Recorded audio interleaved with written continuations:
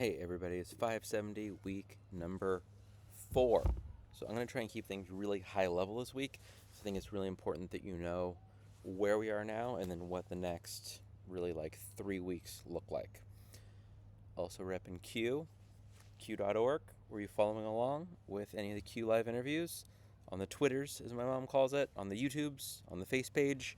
She has good names for all the things, and I don't think she's kidding at all. Hopefully, you got something out of it. Hopefully, you found some educators to follow, to connect with. Um, for me, finding like minded educators that are really pushing what's possible in education, whether it's the latest tech tool, big things like AI. Did, did you have a guess? You're like, Bill's going to talk about it in the first minute. Yeah, it's unprecedented times. Maybe precedented. I think the actual internet creation as we know and use it today um, is going to be similar, like weight.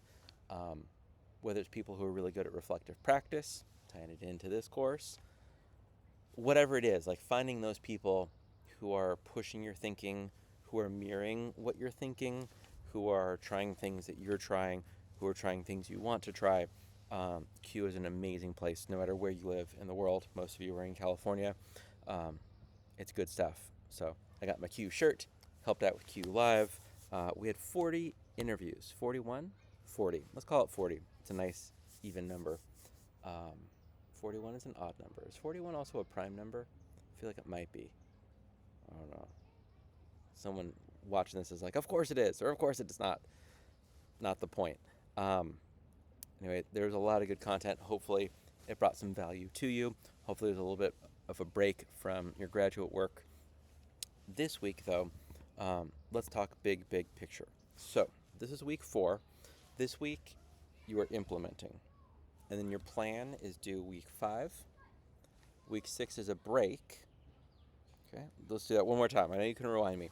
Week 4 is the implementing. Week 5, your plan is due. Week 6 is a break from the assignment. Lots of reading, heavy reading, lots of Dewey reading. And then let's look at week 7 and 8. Week 7, you're going to create your presentation, more Dewey reading. Week 8 is reflective practice, meta day. It's kind of a film festival, is how you might think about week 8. You're going to watch each other's presentations, a little more Dewey reading, observe each other, and all along the way, we're doing Flipgrid reflections. Um, yeah, is that making sense? I love that we actually have the big thing due week 7, and week 8 is actually a chance to, uh, it's kind of film festival, but it models that actually like moment of reflective practice, which is pretty cool. Like we're getting meta here for a bit, um, and I like that. I like that a lot. Often the big assignment is due Friday night of week 8. You do it, and you're like, I'm done with the class. And certainly for me, as long as I got the grade I was hoping for, within reason, I was always done with the class. I don't think I ever looked at feedback, which is funny because there is feedback. Um, so if you happen to be like me, you actually built into the course week 8 is some reflective time. It's really cool and seems fitting of all the courses to do that. So this week, I'm gonna do it one more time. So you kind of have it mental mapped because it's not a normal feel for a course. It's a slightly different kind of ramp up. You're implementing stuff this week. Plan is due next week. Week 6 is a break with lots of reading. Assignment break, I guess I should say. Lots of reading 6. Week 7 is the big presentation. Week 8 is that film festival reflective moment. So that is the course. I think if you get kind of anything away from this video, it is lots of wind. It is not lots of wind, although there is lots of wind. My goodness, can we talk about the wind for a moment? Yeah, I hope you're hanging in there. Hope you're staying safe. It's been kind of surreal with just massive wind, massive rain. We're up in the San Jose area, so it's been gnarly. Um, Hope you've been hanging in there. Hope your students and you have been safe, dude. It's like, how much more can we take? We're gonna find out. Actually, I should not tempt anything by saying that.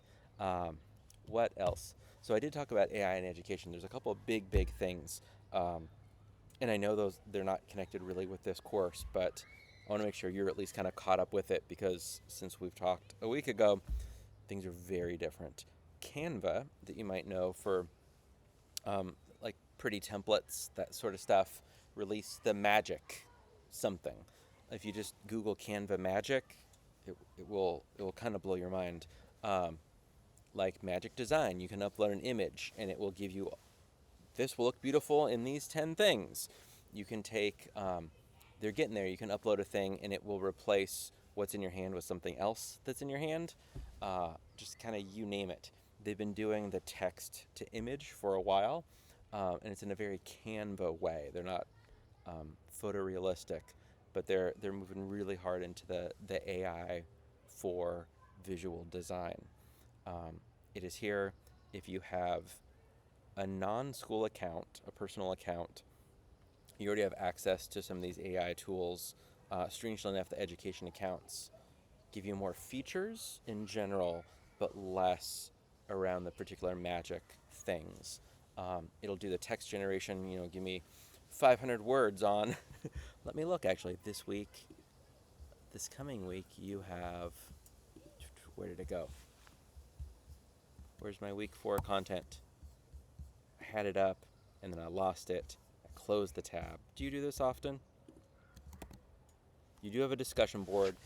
Examples of reflective practice. So it's a video featuring healthcare workers. We're educators, not healthcare workers. There's a lot of overlap around reflective practice.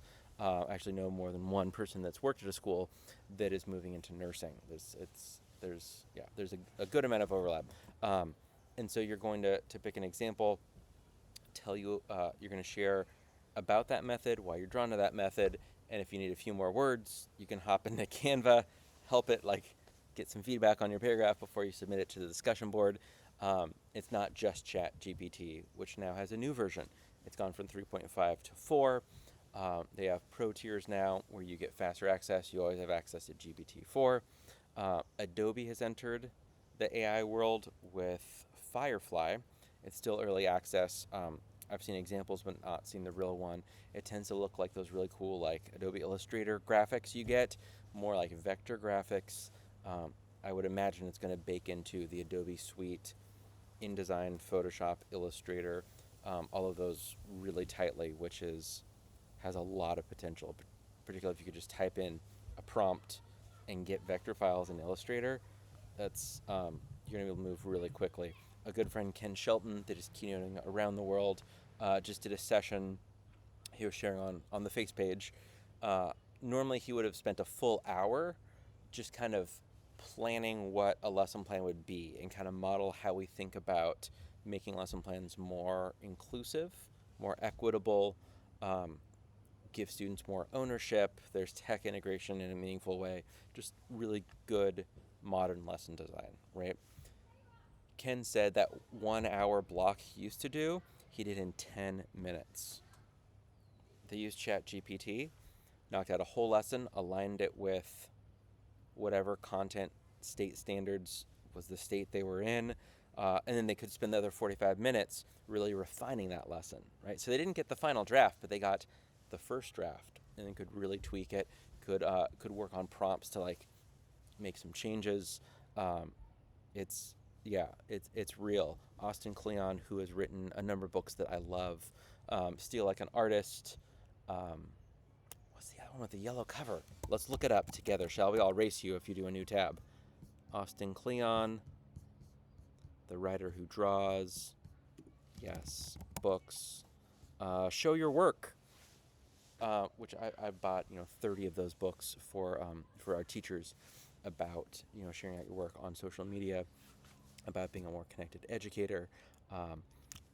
He found a quote in his weekly newsletter, which is great, by the way, that's AI right now is kind of like a personal assistant. Do some research for me on this, write a draft of this, and or like an intern, actually. I think it was an intern that he said. But like an intern, you got to check their work. Sometimes they just kind of make stuff up. Sometimes, it's always going to need an eye on it. It's not just knock it out. Thank you, intern. That was perfect. It's always oh, this is a really good start. Thank you. I really, really like that. And then Google has announced in Google Workspace, including Google Workspace for Education, that they're going to bring their own Bard, which has some unclear documentation about where the sources are coming from in ways that other places are able to cite sources. So keep an eye on that as a quick aside. But bringing AI content creation, generative text and images into Google Slides, Google Docs, Google Sheets, maybe Google Drawings, but Docs and Slides are the big ones. So we are hitting a moment, and it's, if you're not keeping up with this, it's a big deal. I also wonder how might you bring the lessons you're learning around reflective practice to how you're playing in this new space of image and text generation. Yeah, it's a new thing. We're figuring it out as we go. Last time I'm going to run you through what the next few weeks look like. Implementing the plan this week in week 4. You're only submitting the discussion board and your weekly Flipgrid video. Grid, Microsoft Flip, there it is. Week 5 is your plan, right? Your progress report for the reflective practice implementation. Week 6, lots of reading, but not an assignment due. Week 7, big project due. Week 8, film festival. Got it? All right, so that is all for week number 4. Reach out as you have questions, and happy week 4, everybody.